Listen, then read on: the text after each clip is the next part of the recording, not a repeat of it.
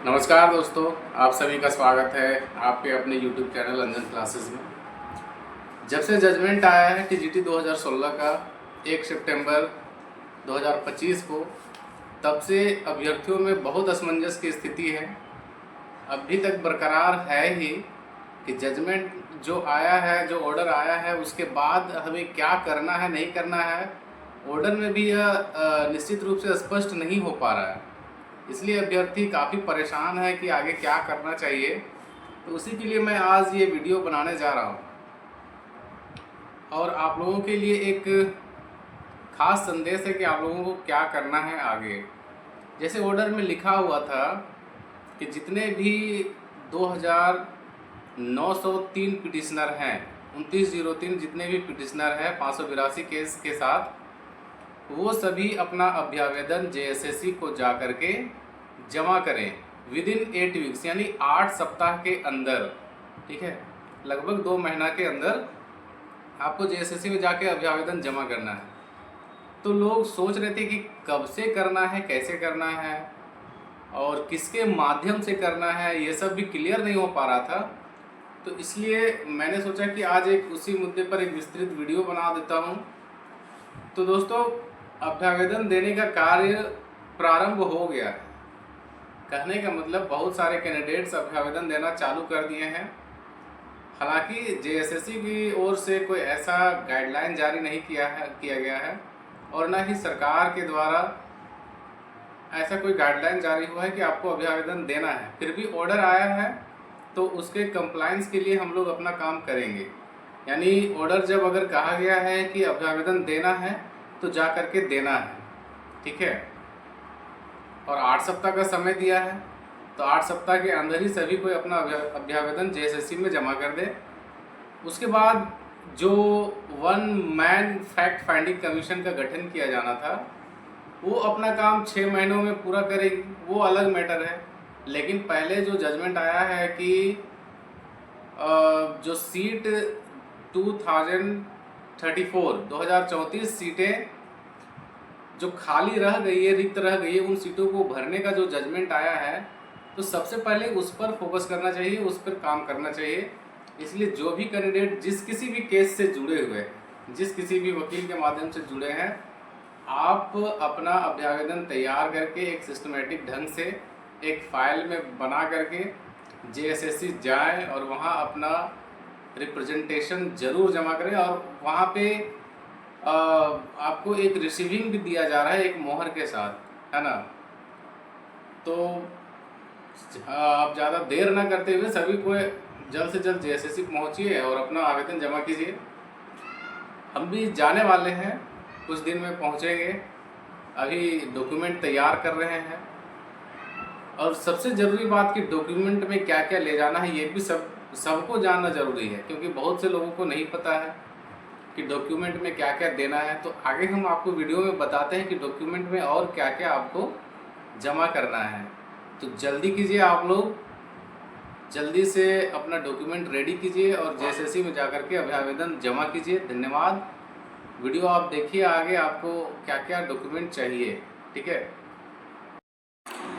दोस्तों, एप्लीकेशन का जो प्रारूप होगा कुछ इस प्रकार से रहेगा। आप लोगों को एक एप्लीकेशन लिखना है, चाहे तो आप हैंड रिटेन भी दे सकते हैं या फिर टाइप करवा के भी दे सकते हैं। दोनों तरह का एप्लीकेशन एक्सेप्टेबल है, एक्सेप्ट हो जाएगा, है ना। आप देख सकते हैं यहाँ कि किस तरह से एप्लीकेशन लिखना है। सबसे पहले सेवा में, है ना, 1 मिनट, सेवा में श्रीमान सचिव महोदय। ठीक है, ये यहाँ पे थोड़ा मिसप्रिंट हो गया है, मिसटाइप हो गया है। सचिव, श्रीमान सचिव महोदय के बाद आपको नीचे पैरा चेंज करना है, फिर यहाँ से लिखना है झारखंड कर्मचारी चयन आयोग रांची। ठीक है, आपका सब्जेक्ट वही रहेगा, टीजीटी 2016 में योगदान हेतु पत्र। ठीक है, उसके बाद आगे बढ़ते हैं हम लोग। महाशय लिखेंगे, महाशय मैं, यहाँ पे आप अपना नाम लिखेंगे, जो भी आपका नाम है। आपका टीजीटी 2016 में क्या रोल नंबर था, वो रोल नंबर आप यहाँ पे लिखेंगे। मैं रोल नंबर इतना, टीजीटी 2016 का पास और योग्य अभ्यर्थी हूँ। हाईकोर्ट रांची के ऑर्डर संख्या जो ऑर्डर संख्या है सपोज 582/2023 है ना, ऑर्डर संख्या इतना, दिनांक जो जिस दिनांक को ऑर्डर आया था यानी 1 सितंबर 2025 के अनुसार मैं चयन हेतु आवश्यक मानदंडों एवं योग्यता को पूरा करता हूं या करती हूं। ठीक है, अतः श्रीमान से विनम्र विनती है कि योगदान कराने हेतु आवश्यक कार्यवाही करने की कृपा करें। आपका विश्वासी। नीचे आप अपना नाम लिखेंगे। उसके बाद यहाँ पे जो संलग्न लिखा हुआ है इसके साथ आपको क्या क्या देना है, एडमिट कार्ड का फ़ोटोकॉपी, स्कोर कार्ड का फ़ोटोकॉपी और हाईकोर्ट रांची का जो ऑर्डर कॉपी है। अब यहाँ पे ऑर्डर कॉपी में क्या क्या देना है ये भी आप लोग जान लीजिए। ठीक है, जो फर्स्ट का 5 पेज है, ठीक है, शुरू का 5 पेज आपको देना है। उसके बाद दूसरी बात है कि लास्ट का, ठीक है, एकदम लास्ट का जो है 30 पेज, लास्ट का 30 पेज आपको प्रिंट आउट निकलवा लेना है ना।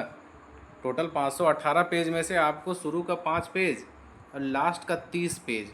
उसके बाद तीसरा जो डॉक्यूमेंट है वो आपको लगेगा कि आपका जो ऑर्डर में पिटिशनर में नाम है ना, जिस भी केस में आपका नाम है उसका एक कॉपी निकाल लेना है। ठीक है, जिस केस में आपका नाम है उसमें एक कॉपी आपको निकाल करके इन सारी चीज़ों को 30, 5, 35 और एक 36 पेज यहाँ हो गया, plus admit card, score card, ये सब चीज़ मिला करके एक एप्लीकेशन के माध्यम से, एक फ़ाइल के माध्यम से आपको जेएसएससी में जाकर अपना अभ्यावेदन जमा कर देना है।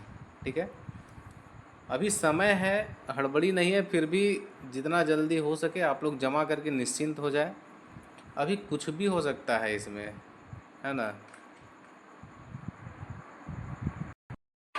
एक बात और आप लोगों को बताना चाहता हूँ कि जो 582 में जितने भी केस टैग हैं, ठीक है, लगभग 250 से ऊपर केस टैग हैं, उन सबको ये अभ्यावेदन देना है। अदरवाइज़ और किन्हीं को नहीं देना है। जिनका केस में नाम है सिर्फ वही जमा करेंगे, पिटिशनर में जिनका नाम है वही जमा करेंगे। अब बहुत सारे लोगों को ये टेंशन है अभी भी कि जिनका केस टैग नहीं है, जो बाद में जुड़े हैं या फिर पहले भी जुड़े थे लेकिन टैग नहीं हो पाया किसी कारणवश, तो वो क्या करें। क्योंकि 11 सितंबर को जो डेट लगा था उसमें लगभग उनकी समस्या का हल हो जाना था उस दिन, लेकिन सरकार वहाँ चली गई कोर्ट में। जेएसएससी के वकील ने जाकर के वहाँ पे कह दिया स्पष्ट कि सर हम लोग एलपीए फाइल करने वाले हैं, तो इन केसेस को ना सुना जाए, ये केस सिमिलर मैटर के हैं। इसलिए जज साहब ने उस केस को वहीं पे स्थगित कर दिया। जितने भी केस थे, दो लीडिंग केस लगे हुए हैं, पिछले वीडियो में बता चुके हैं, 5040 एंड 5041, ये 2 लीडिंग केस लगे हुए हैं। और जो भी कहते हैं कि सबका केस उस दिन टैग हो गया है 11 सितंबर को, तो मैं उनसे पूछना चाहूँगा कि आप ऑर्डर में कहाँ ऐसा लिखा हुआ दिखाइए, हमको दिखाइए ऑर्डर में कहाँ ऐसा लिखा हुआ है कि सबका केस टैग हो गया है। ठीक है, अभी बहुत संघर्ष करना बाकी है आप लोग को। और जो भी इस तरह की मनगढ़ंत बातें फैलाते हैं उनसे सावधान रहिए, मैं तो यही कहूँगा। आप चेक कर लीजिए, अगर आपको बता दिया गया है कि आपका केस टैग हो गया है तो आप डिटेल में चेक कर लीजिए वहाँ। ठीक है, जो भी हाईकोर्ट का ऑफिशियल वेबसाइट है, आप मीना कुमारी का केस खोलिए और उसमें चेक कीजिए कि आपका केस टैग हो गया है अथवा नहीं हुआ है ना। इसलिए झूठ मूठ का किसी का भी बात में पड़ना नहीं है ना। आप अपना काम कीजिए, जो संवैधानिक रूप से जायज़ है वो कीजिए, अगर मिलना रहेगा तो मिलेगा। ठीक है, दूसरी बात, बहुत से लोगों ने आईए भी फाइल किया था पहले, उनका भी क्वेश्चन रहता है कि सर हमने आईए फाइल किया था तो अब हमारा क्या होगा। तो आईए को कोर्ट ने रिजेक्ट कर दिया सिरे से, उनको पिटिशनर नहीं माना गया है। ठीक है, अब आपको यही करना पड़ेगा कि फिर से आपको रिट पिटिशन फाइल करना होगा और रिट पिटिशन फाइल करके आपको पिटिशनर का जो प्रोसेस होता है वो फॉलो करना पड़ेगा। ठीक ना, इसके अलावा और कोई दूसरा रास्ता यहाँ पे नहीं दिख रहा है, क्योंकि आईए को खारिज कर दिया गया है। ठीक है।